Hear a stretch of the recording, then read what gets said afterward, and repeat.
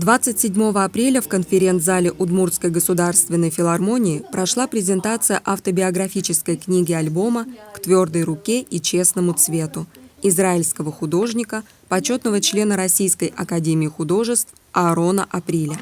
Презентация была подготовлена редактором сайта Национальной библиотеки Ириной Геннадьевной Абуговой.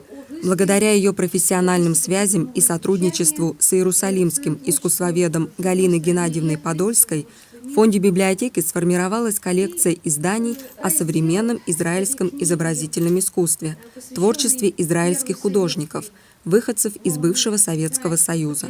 Новая книга-альбом «К твердой руке и честному цвету» дар автора библиотеки пополнила эту коллекцию. Гости узнали о нелегкой судьбе мастера, посмотрев презентацию по страницам книги.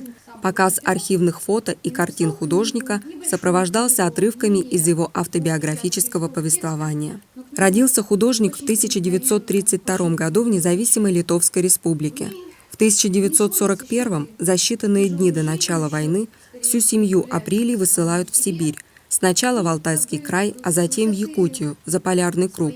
Трагические перипетии в судьбе еврейской семьи дали ей, однако, шанс выжить, а детям возможность учиться. Не знавший русского языка 9-летний Априль с головой окунается в открывшуюся ему русскую культуру, часами листает в местной библиотеке книги по искусству. Возможно, именно тогда в нем зародился художник. Советскую школу он окончил в 15 лет золотой медалью, затем с красным дипломом Якутское художественное училище. Уже после смерти Сталина ему удалось поступить и закончить в 1960 году Московский художественный институт имени Сурикова. В период хрущевской оттепели Априль много работает и ездит по стране. Используя все возможности увидеть мир, устраивается механиком на грузовой теплоход, чтобы побывать в Индии. Но начинается эпоха застоя, и яркий независимый художник-шестидесятник с первой волной репатриации в 1972 году уезжает в Израиль. Там творчество Априля оказывается востребованным. Он много выставлялся, ездил по миру, преподавал, был председателем деревни художников Санур, уникального культурного явления в одном из живописных мест Северной Самарии.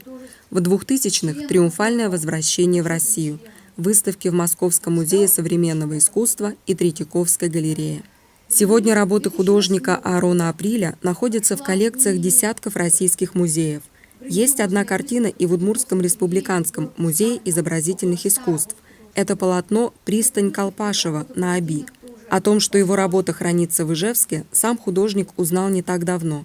Впрочем, и специалисты музея долгие десятилетия не имели сведений о художнике-репатрианте, авторе картины, поступившей в начале 70-х годов в художественный отдел тогда еще Краеведческого музея. Об этом, а также о том, что к картине Априля в конце 2015 года присоединилась целая коллекция работ израильских художников, переданных в дар в рамках первого российского израильского музейного проекта «Краски земли Израиля», рассказала в своем выступлении искусствовед, научный сотрудник музея Елена Павловна Виноградова. Вечер закончился просмотром двух фильмов московского режиссера Александра Дибина. Первый – о крупной выставке Априля в Московском музее современного искусства в 2014 году. Второй – о работе художника в своей мастерской.